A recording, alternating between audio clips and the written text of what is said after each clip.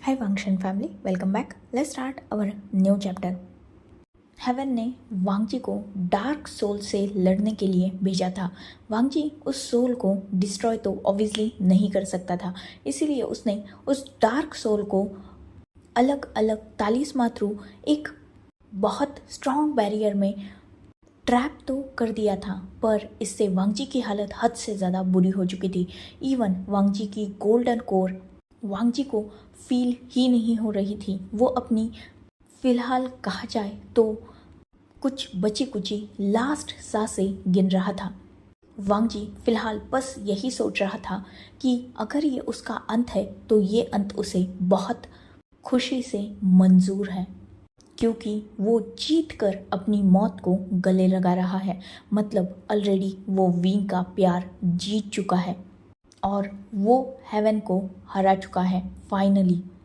पर ये जीत उसके लिए बहुत करारी हार थी, क्योंकि उसकी गोल्डन को डिस्ट्रॉय हो चुकी थी। वांगजी तो खुद चाहता था कि वो मर जाए और उसी मौत की उम्मीद में अपने प्यारे ओमेगा को याद करके वांगजी, जिसकी पूरी बॉडी लहूलुहान थी और फेस पर ब्यूटीफुल स्माइल थी, आंखों में विंग के फेस के साथ वांगजी धीरे धीरे अपनी आईज क्लोज कर रहा था। उसके फेस के सामने उसका एक हाथ था जिसमें वही रेड कलर का रिबन जो विंग का था वो टाई अप था। वांगजी उसी रिबन को देखते देखते विंग को याद करते हुए अपनी आंखों को बंद करता है और अपनी लास्ट सांस को लगभग वो छोड़ चुका था। आईज क्लोज करने के बाद भी उसके फेस का वो ग्लो और उसके होठों की वो स्माइल ये बता रही थी कि वो मरते वक्त भी कितना ज़्यादा खुश है। वक्त गुजर चुका था और धीरे धीरे एक पर्सन बहुत ब्यूटीफुल रूम में अपनी आईज को ओपन करता है।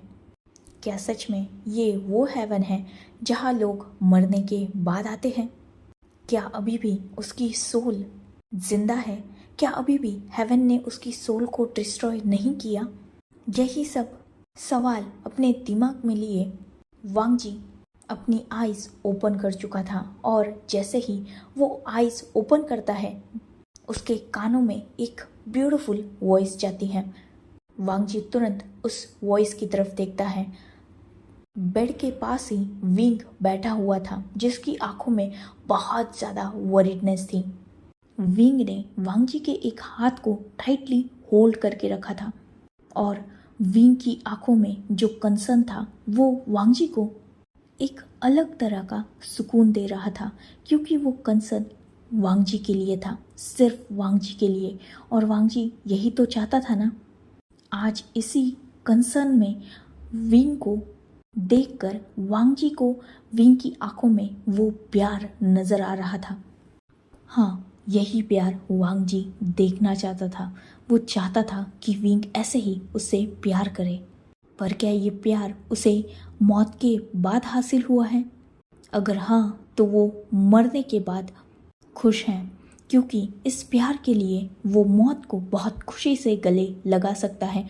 ऑलरेडी वो लगा चुका है। वो ऑलरेडी अपनी मौत एक्सेप्ट कर चुका है। वांगजी यही सब सोच रहा था और विंग को देखते हुए उसके फेस पर स्माइल थी। वही विंग, वो जैसे ही वांगजी को देखता है और उसकी आईज को ओपन देखता है, वो खुश हो चुका था। वो तुरंत वांगजी के पास आता है और भी ज़्यादा, और वांगजी के एक चीक पर अपना हाथ रखते हुए कहता है, आर यू ओके? ठीक हो तुम? क्या कहीं दर्द हो रहा है तुम्हें? वांगजी जो कंफ्यूज था, क्योंकि वो तो सोच रहा था कि वो मर चुका है, पर नहीं, विंग उसे छू सकता है। हाँ, विंग उसे छू सकता है, वो डीमन गॉड है, पर ऐसे कैसे हो सकता है? वांगजी यही सब सोच रहा था, क्योंकि वो अभी तक समझ नहीं पा रहा था कि वो जिंदा है या मर चुका है। इसीलिए वांगजी विंग की तरफ देखते हुए कहता है, क्या क्या मतलब मुझे दर्द होना चाहिए? सोल को दर्द थोड़ी ना होता है। ये सुनते ही विंग कंफ्यूज हो चुका था और वो वांगजी की तरफ देखते हुए कहता है, क्या मतलब? वांगजी कहता है, मैं तो मर चुका हूँ ना, ये तो मेरी सोल है, ये सुनते ही विंग के इतने कंसर्न फेस पर एक ही झटके में स्माइल आ चुकी थी और वो वांगजी की तरफ देखते हुए कहता है, तुम मर चुके हो? सीरियसली? तो फिर मैं तुम्हें छू कैसे सकता हूँ? ये बोलकर वो वांगजी के और अपने जॉइंट हाथ को दिखाता है। वांगजी विंग की तरफ देखते हुए कहता है, तुम तो डीमन गॉड हो ना, तुम कुछ भी कर सकते हो। ये सुनकर विंग और भी बड़ी स्माइल करते हुए कहता है, बेवकूफ़, तुम जिंदा हो। ये सुनना था कि वांगजी का फेस टोटली उतर चुका था और वो विंग की तरफ देख रहा था। अचानक वांगजी के आंखों में वो सैडनेस विंग पड़ चुका था।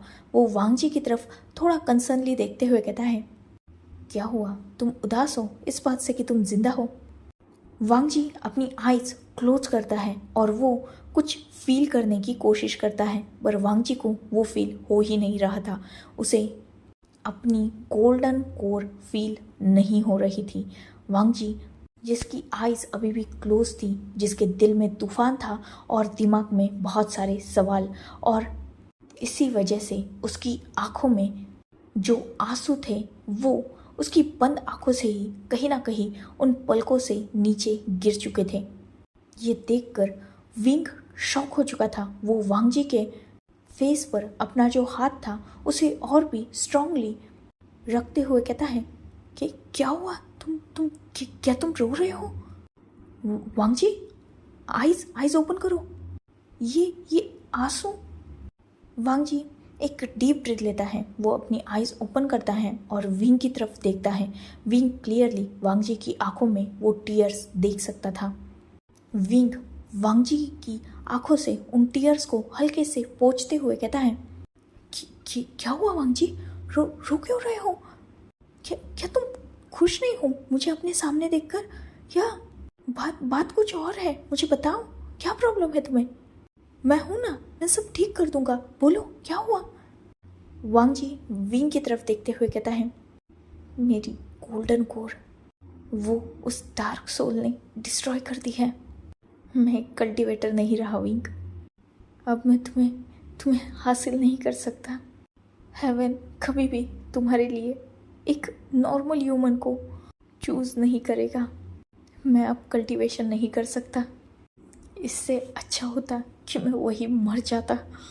इस बात का सुकून तो था मुझे उन लास्ट पलों में कि मैं जीत कर मर रहा हो, पर अब तो वो सुकून भी मुझसे छीन चुका है। मैं जिंदा हूँ और मेरे अंदर मेरी कोर नहीं है।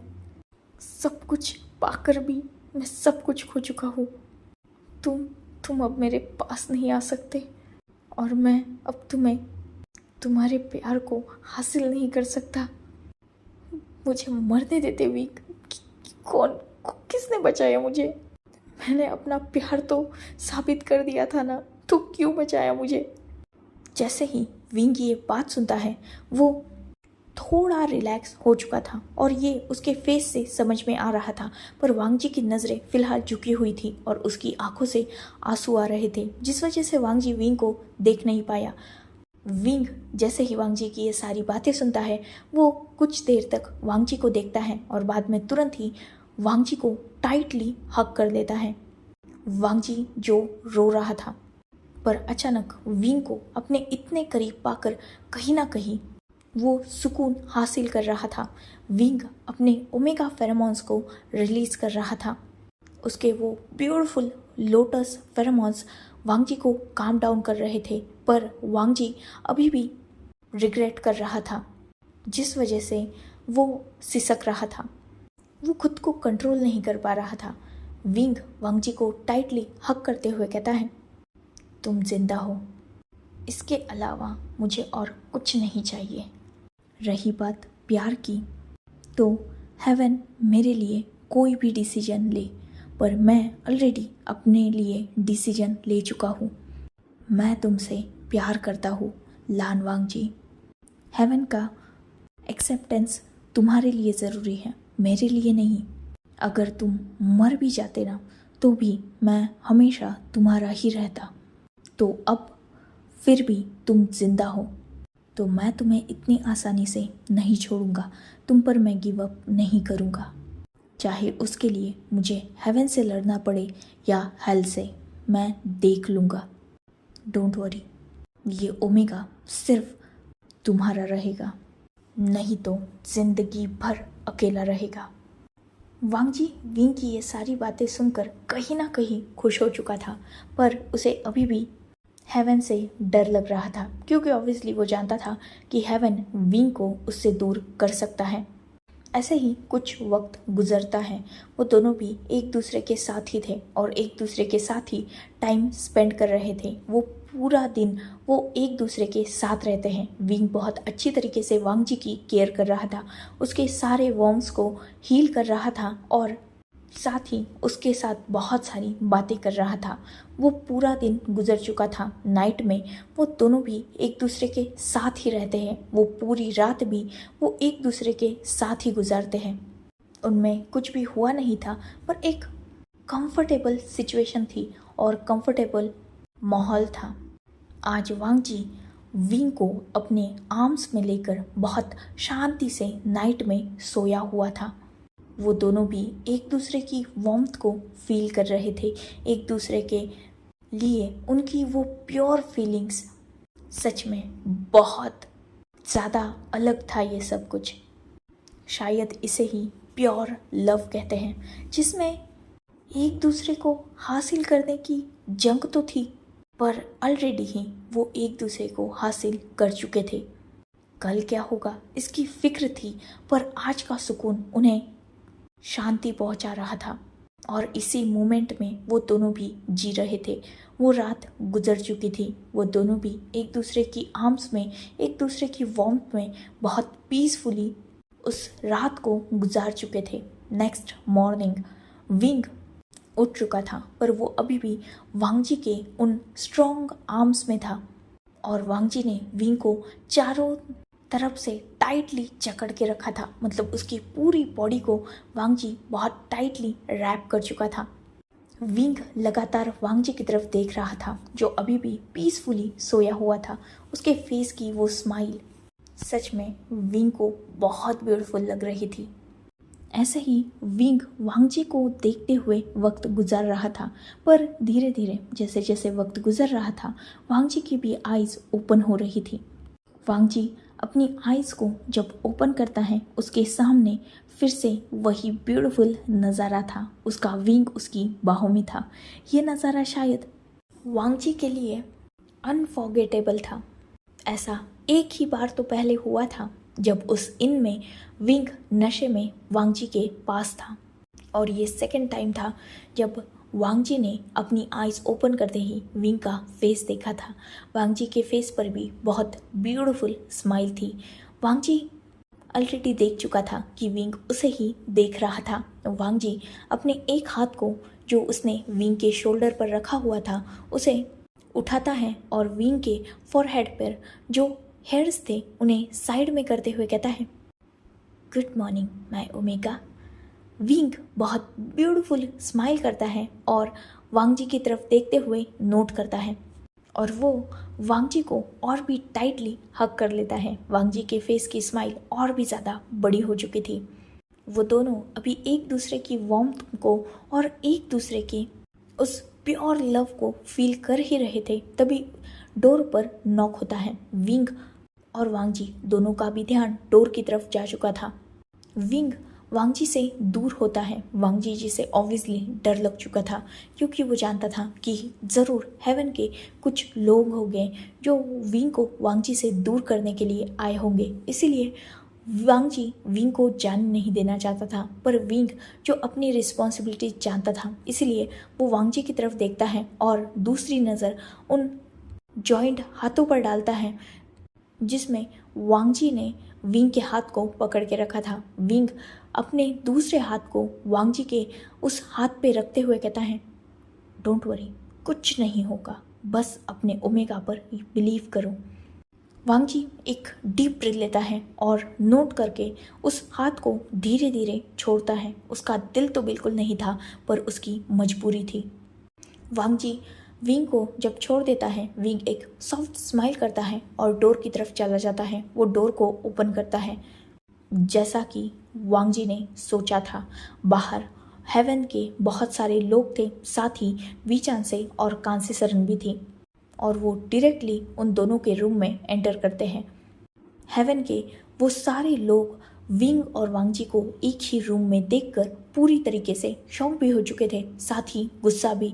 सारे लोग विंग की तरफ देखते हैं और उनमें से जो सीनियर था वो आगे आकर विंग को गुस्से से कहता है, तुमसे कहा था ना इससे दूर रहना, तो तुम यहाँ क्या कर रहे हो? तुम हेवन के ऑर्डर्स को ऐसे डिसोबे नहीं कर सकते, इसके लिए तुम्हें पनिशमेंट मिलेगी। जैसे ही वांग जी, जो अभी भी बेड पर बैठा हुआ था, पनिशमेंट की नाम सुनता है, वो तुरंत उठ जाता है और उस सीनियर के सामने आकर अपने सीधा नीज पर बैठ जाता है और अपने दोनों हाथों को जोड़ते हुए कहता है, नहीं, उसकी कोई गलती नहीं थी। मैं था वो जिसने उसे फोर्स किया था यहाँ रहने के लिए। मैंने उसे मजबूर किया था। वो यहाँ उसकी मर्जी से नहीं था। प्लीज़ प्लीज़ उसे पनिश मत करना, प्लीज़ उसे हार्म मत करना। जैसे ही विंग ये सारी बातें वांग जी के मुंह से सुनता है, उसके फेस पर स्माइल आ चुकी थी, क्योंकि वो जानता था ऑब्वियसली वांग जी उसे बचाने के लिए कुछ भी कर सकता है। जैसे फिलहाल वो खुद पर सारा ब्लेम लेने की कोशिश कर रहा है। विंग एक सॉफ्ट स्माइल करता है और एक नज़र वांग जी की तरफ डालता है और दूसरी नज़र हेवन के उस सीनियर पर। विंग सॉफ्ट स्माइल के साथ कहता है, सब जानते हैं कि डीमन गॉड को कोई भी ना मजबूर कर सकता है ना फोर्स कर सकता है। मैं यहाँ इसके साथ अपनी मर्जी से था। इवन डार्क सोल की कैद से भी मैंने ही इसे निकाला था, या यूँ कहा जाए वो डार्क सोल तो खुद इसने कैद करके रखी है। मैं तो खुद बस वहाँ गया और इसे उठाकर यहाँ लेके आया। और जैसे कि हेवन ने कहा था कि अगर वो लास्ट टास्क कंप्लीट कर देता है तो मैं उसका हो सकता हूँ, तो मैं तो उसका हुआ, इसलिए मैं यहाँ उसके रूम में आया था। ये सुनना था कि हेवन का वो सीनियर गुस्सा हो चुका था और बाकी सब भी। ऑब्वियसली वो सब भी जानते थे कि विंग जो बोल रहा है वो सच है, विंग को कोई फोर्स नहीं कर सकता। तो वो सब विंग की तरफ देखते हैं और वो सीनियर विंग को कहता है, अभी के अभी मीटिंग हॉल में हमसे मिलो। विंग नोट करता है, वो वांग जी की तरफ देखकर भी सेम लाइन दोहराता है और वो सब वहाँ से जा चुके थे।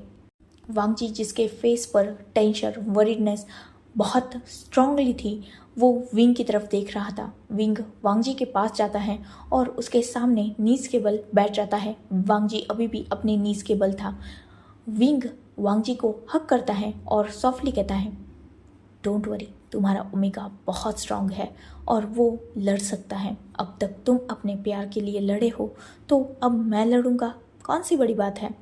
डोंट वरी, जाओ जाकर रेडी हो जाओ, हमें निकलना होगा।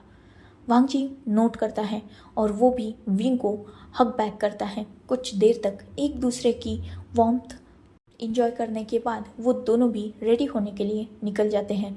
रेडी होकर फाइनली वो मीटिंग हॉल में भी जा चुके थे, जहाँ सारे हेवन के ऑफिशियल्स बैठे हुए थे, साथ ही वी चांसी और कांसे सरन भी थी।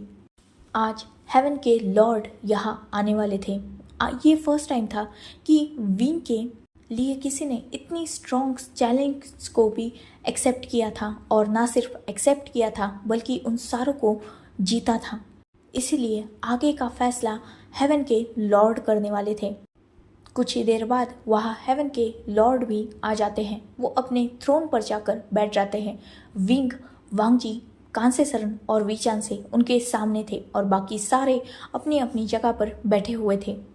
विंग जिसके फेस पे स्माइल थी, आंखों में कॉन्फिडेंस था, वही सेम हालत वांग जी की भी थी। उसने विंग के हाथ को टाइटली पकड़ के रखा था और विंग ने भी स्ट्रांगली वांग जी के हाथ को पकड़ के रखा था। वो दोनों भी बहुत स्ट्रांग कपल की तरह वहाँ खड़े थे। हेवन के लॉर्ड उन दोनों की तरफ देखते हैं और एक डीप शाई करते हैं और वो सब की तरफ देखकर नोट करते हैं। विंग थोड़ा सा आगे आता है और हेवन के लॉर्ड को डीप बो करता है और बाद में अपनी बात को स्टार्ट करता है, जैसे कि हेवन ने प्रॉमिस किया था। वांग जी लास्ट टास्क भी जीत चुका है। उसने उस सोल को कैद कर लिया है। इसीलिए अब वो मेरा अल्फा बनने के लिए कैपेबल है। तो अब मैं चाहता हूँ कि मैं उसका ओमेगा बनूं।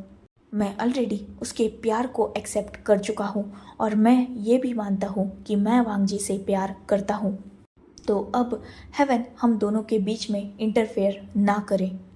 इतना बोलकर विंग स्ट्रांगली हेवन के लॉर्ड की तरफ देखता है। हेवन का लॉर्ड उन दोनों को देख रहा था। उनके फेस पर स्माइल थी। वो विंग की तरफ देखते हैं और उसकी सारी बातें सुनकर वो वांग जी की तरफ देखते हैं। वांग जी भी आगे आता है और उन्हें डीप बो करता है और वो हेवन के लॉर्ड की तरफ ही देख रहा था, क्योंकि फिलहाल यहाँ उसके बोलने का कोई भी काम नहीं था। अब जो भी फैसला सुनाएंगे वो हेवन के लॉर्ड सुनाएंगे और उसी फैसले का इंतज़ार था। हेवन के लॉर्ड एक डीप ब्रीथ लेते हैं और उन दोनों की तरफ देखते हुए कहते हैं, वांग जी ने अभी तक लास्ट टास्क को कंप्लीट नहीं किया। ये सुनते ही विंग और वांग जी कंफ्यूज हो चुके थे। हेवन के लॉर्ड अपनी बात को कंटिन्यू करते हुए कहते हैं, उसे कहा गया था कि डार्क सोल को डिस्ट्रॉय करना है और वो सिर्फ उस सोल को कैद करके आया है, तो वो अपना टास्क कंप्लीट नहीं कर पाया। उस हिसाब से वो पूरी तरीके से जीता नहीं है, पर हाँ वो पूरी तरीके से हारा भी नहीं है, क्योंकि उसने एटलीस्ट उस सोल को कैद तो भी किया है। इसलिए उसकी इस इनकम्प्लीट जीत को उसे कंप्लीट करना होगा। ये सुनते ही विंग, वांग जी, कांसे सरन और विचान से चारों भी कंफ्यूज हो चुके थे और वो हेवन के लॉर्ड की तरफ ही देख रहे थे। लॉर्ड अपनी बात को कंप्लीट करते हुए कहते हैं, वांग जी को और 2 टास्क मिलेंगे। अगर उन टास्क को वो कंप्लीट करता है तो बाद में वो और तुम एक हो सकते हो और तुम दोनों को कोई भी नहीं रोकेगा। उसका फर्स्ट टास्क होगा, उसे शियान यू केव में जाना होगा और वहाँ से स्ट्रेचन एमुलेट को लाना होगा। और उसका सेकंड टास्क होगा, उसे प्योर सोल से लड़ना होगा और उससे जीत हासिल करनी होगी। इस बार उसे प्योर सोल को डिस्ट्रॉय ना करते हुए बस उसे कैद करना है। जैसे उसने डार्क सोल को कैद किया, बिल्कुल वैसे ही। जैसे ही ये दोनों टास्क कंप्लीट हो जाएंगे, वांग जी तुम्हें हासिल कर लेगा और हेवन तुम दोनों के बीच में इंटरफेयर करना छोड़ देगा। ये सुनते ही विंग गुस्सा हो चुका था और इससे पहले कि वो हेवन के कुछ बोल पाता, तब भी उसे अपने हाथ पर एक स्ट्रॉन्ग ग्रिप फील होती है। वो तुरंत मुड़कर वांग जी की तरफ देखता है।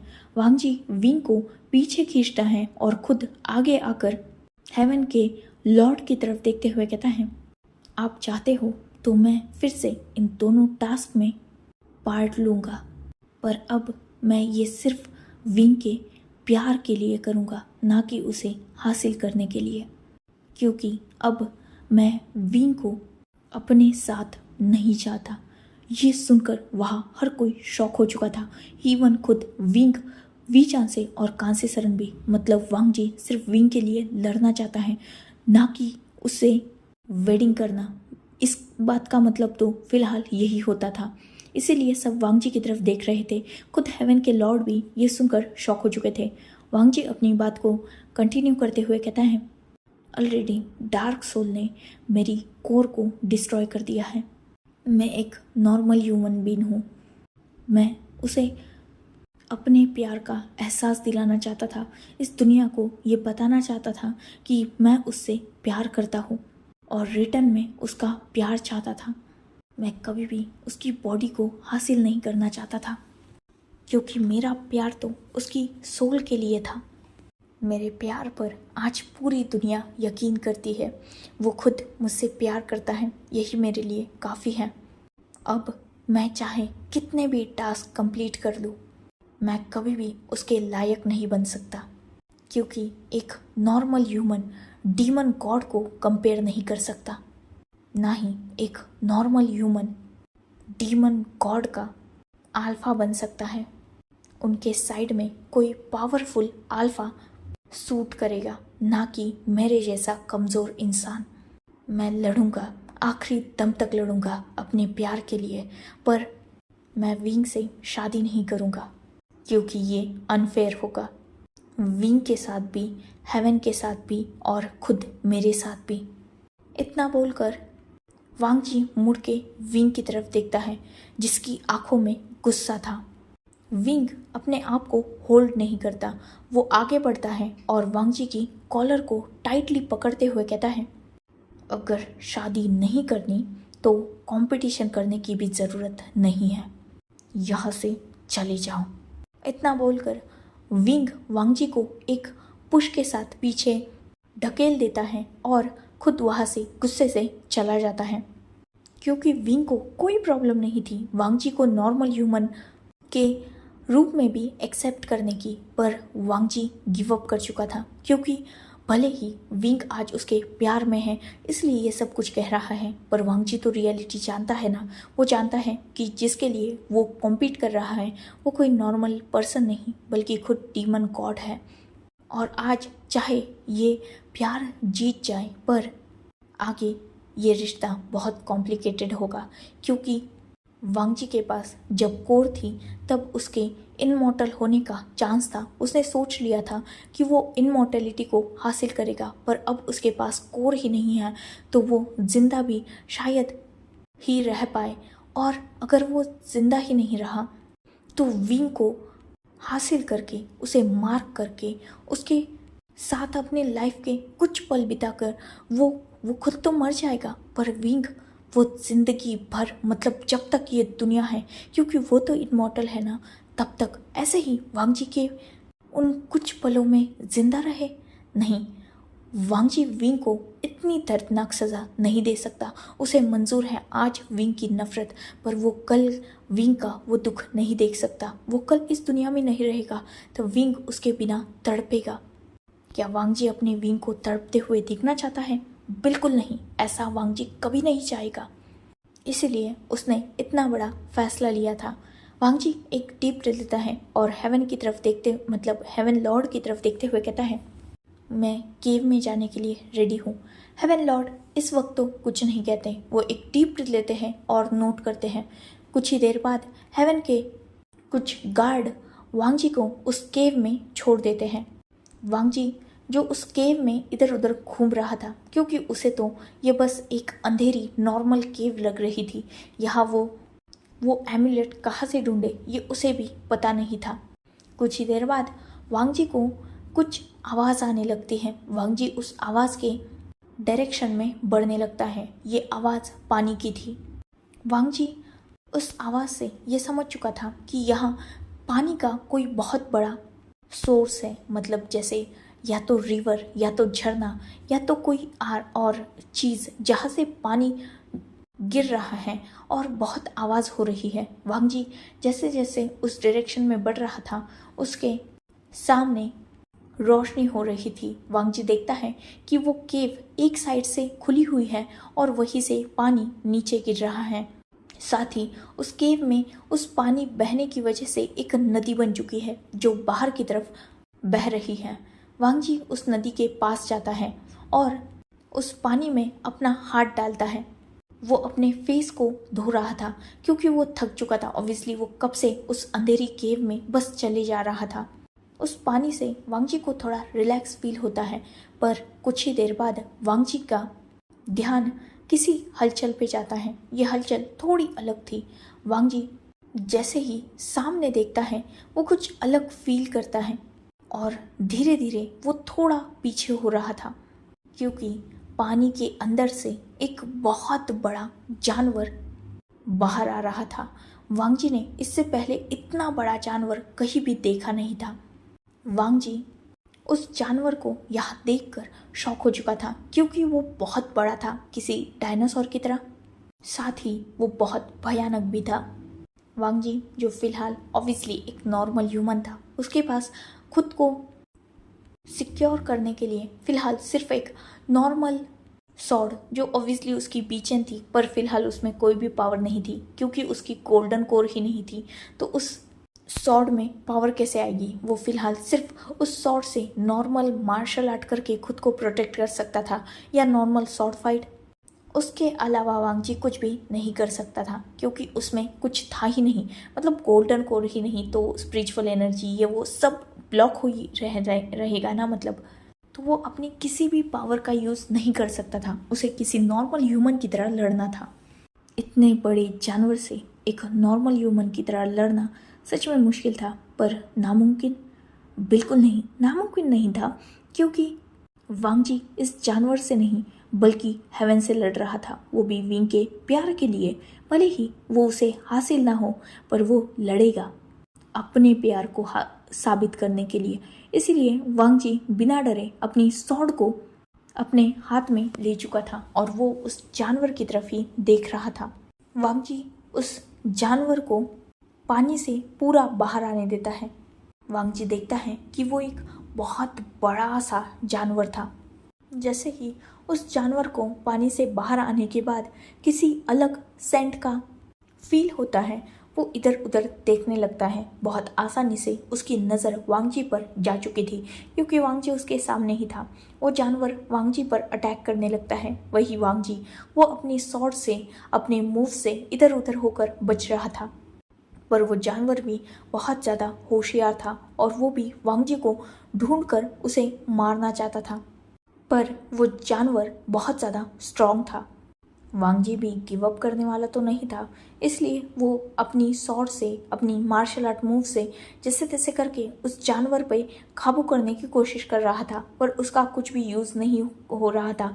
मतलब वो तालिस्मा भी यूज़ नहीं कर पा रहा था। साथ ही कोई स्पिरिचुअल रोप नहीं, कोई भी पावर नहीं, जिस वजह से वो बहुत कमज़ोर था।